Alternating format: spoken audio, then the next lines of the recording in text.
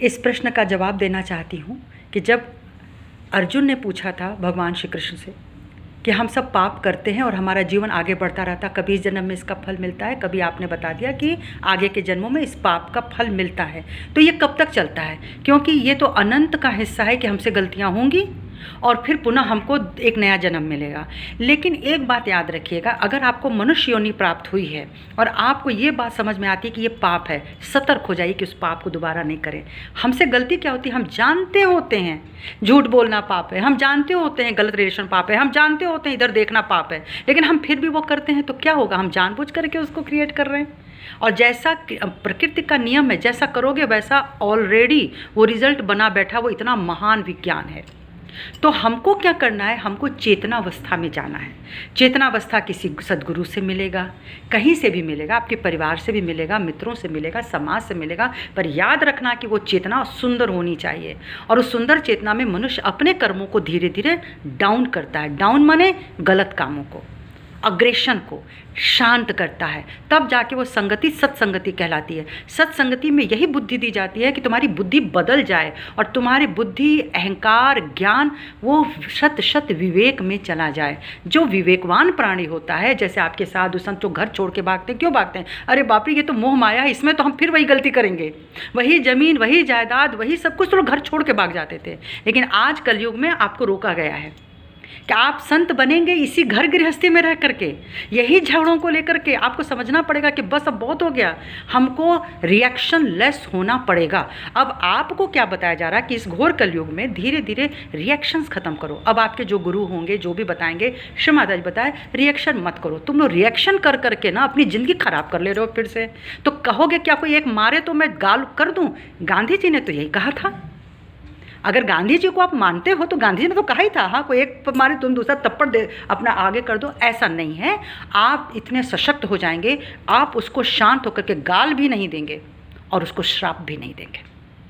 दोनों काम आप ही करेंगे। गाल भी मुझे नहीं देना तुमको, लेकिन मुझे तुमको श्राप भी नहीं देना है। क्यों? क्योंकि मैं आत्मा हूँ। अब इसी को आत्म साक्षात्कार कहते हैं। भगवान कृष्ण ने सिर्फ अर्जुन को पकड़ा क्योंकि वो वीर था। अहिंसा कौन करता है? जो वीर होता है। दुर्बल व्यक्ति कहेगा जाओ जाओ तुमको छोड़ दिया, तुम बोलोगे छोड़ोगे क्या? तुम्हारी तो छोड़ना मजबूरी है। आओ सामने आके खड़े होके तो देखो। तो दुर्बल को क्या हिंसा का अहिंसा, उसको तो कोई फ़र्क नहीं। फ़र्क है तो हमें, जो हम शक्तिशाली हैं, तो मैं अगर हिंसा करूँगी वो गुनाह है, तो हमको उसको जज करना है, हमको क्षमा करना है। इसीलिए कहते हैं जो क्षमा है वो शक्तिशाली को शोभती है, निर्बल को नहीं शोभती। तो अर्जुन चूंकि बलवान थे, अर्जुन का चरित्र बल बहुत ऊंचा, तो लोग युधिष्ठिर जी को मानते हैं, बट अर्जुन की जो कंसंट्रेशन पावर थी वह भगवान श्री कृष्ण ने देख लिया कि इसके आगे केवल एक चीज़ टारगेट डाल दो, पूर्ण निष्ठावान व्यक्ति है। तो उस निष्ठा को लेकर के उन्होंने अर्जुन को साक्षात्कार दिया था। उस जगह पे जब उन्होंने कहा था कि ये तुम्हारे चाचा हैं, ये मामा हैं, ये गुरु हैं, और ये बेचारे घबरा गए, तो उन्होंने यही बोला, मार, ये उनको पहले मार चुके हैं। जिसकी चेतना ही नीचे चली गई वो ऑलरेडी मरा हुआ है। सोच लीजिए, भगवान श्री कृष्ण ने बोल दिया। और हम सोचते हैं मनुष्य हैं, जब तक जिंदा हैं हम बड़े अच्छे हैं। नहीं, हम अच्छे नहीं हैं, हम मरे हुए लोग हैं, क्योंकि मेरी चेतना जागृत ही नहीं है। तो उन्होंने साक्षात्कार दिया था, सत्य देख कौन है, सत्य सिर्फ मैं हूँ। मैं पैदा करता हूँ और मैं ही मार डालता हूँ। और चेतना विहीन लोग तो वैसे ही मरे हुए लोग हैं। इसलिए लाखों लाखों के नरसंहार को प्रभु ने रोका नहीं, होने दिया। क्यों? क्योंकि उनको पता था कि इनका फिर रिबर्थ होगा। और तब ये शायद बात को समझेंगे कि किसी के प्रॉपर्टी मत मारना, किसी को हर्ट मत करना, किसी महिला का अपमान मत करना, किसी को बुरी नज़र से मत देखना। ये सब सिखाने के लिए था, उनको मारने के लिए नहीं था। तुमने उसका चिरहरण किया तो तुमको सिखाने के लिए था कि ऐसा नहीं करना। लेकिन लोग आज क्या समझ रहे हैं? समझ ही नहीं रहे। कहाँ गीता चली गई? और गीता का उपदेश तो घर घर में है। भगवान श्री कृष्ण घर घर में बैठे हैं, इसीलिए हंसी आती है। इसीलिए जब आप जागृत हो जाओगे तो आप भी कल को यही बात बोलोगे, ये जो गणपति को बिठा रखा आपने, पवित्रता है तुम्हारे मन में? तुम्हें काबू है अपने मन के ऊपर? फिर गणपति को क्या बिठा के रखा है? पूजा करो, माला पहनाओ, बस नहीं।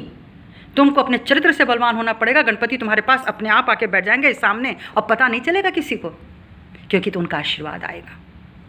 इसीलिए भगवान श्री कृष्ण ने ये कहा कि जब आप कर्म बदल जाओगे, अकर्मण्य में चलो, कर्मण्येवाधिकारस्ते मा फलेषु कदाचना, जब तुम अपने कर्म को अपने वश में कर लोगे। ये क्या करने चाह रहे हो, क्यों कर रहे हो? आपको अगर इसका जवाब आ गया, आप कर डालोगे।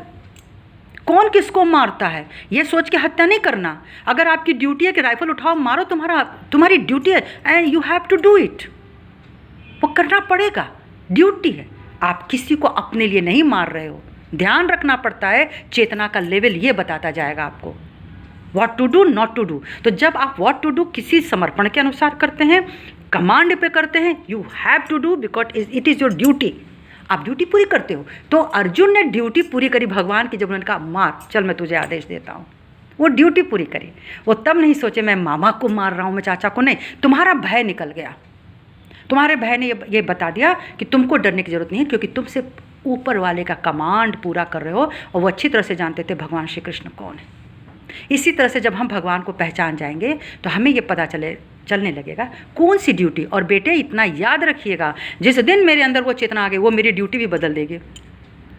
आप बात को समझिएगा।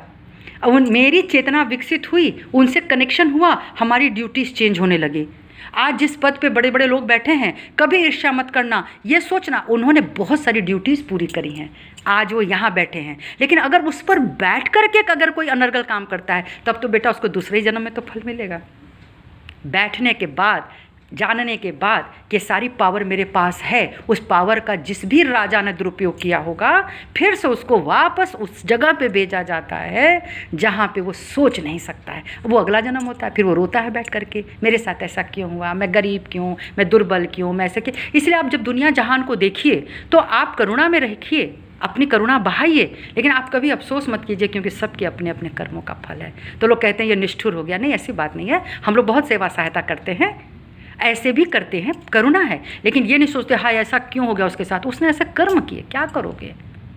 तो वो सब कुछ, और ये घटेगा कब, जब हम अकर्मण्य में स्थित हो जाएंगे, जब हम चेतन युक्त हो जाएंगे, तो हमारे कर्म धीरे धीरे धीरे धीरे कटते हैं। और जब आप सहयोग कर रहे हैं ना, आपके कर्म बहुत तेज़ी से कटेंगे। आपका 10 वर्ष पहले कट जाएगा।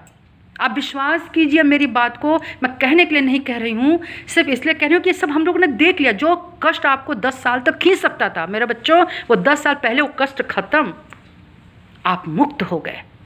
और जैसे जैसे हम लोग अपने जीवन में आगे बढ़ रहे हैं, यही लग रहा है ये प्रॉपर्टी, ये दुनियादारी, ये सारी चीज़ें, आप एक अकेला बन करके इस जीवन से आए थे अकेले, और इस जीवन से पार भी हो जाएंगे अकेले, कोई साथ नहीं जाएगा।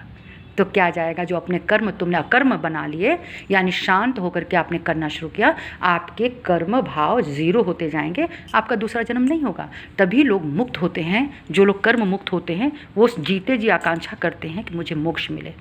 और बहुत बड़ी गलतफहमी होती है कि मोक्ष जो है वो मरने के बाद मिलता है। ना, मैंने शायद पहले घर में बताया, किसी को बताया कि हम मरने लगे हैं, सांस अंतिम आई, तब आ जाओ भैया, बछिया पकड़ लो, उसकी पूंछ पकड़ लो, भवसागर पार। अरे इतने पाप तुमने किए, तुम क्या गैया की पूंछ पकड़ के पार हो जाओगे, या सोना का दान कर देने से आप ब्राह्मण को पार हो जाओगे। ये सारी भ्रांतियाँ हैं, ये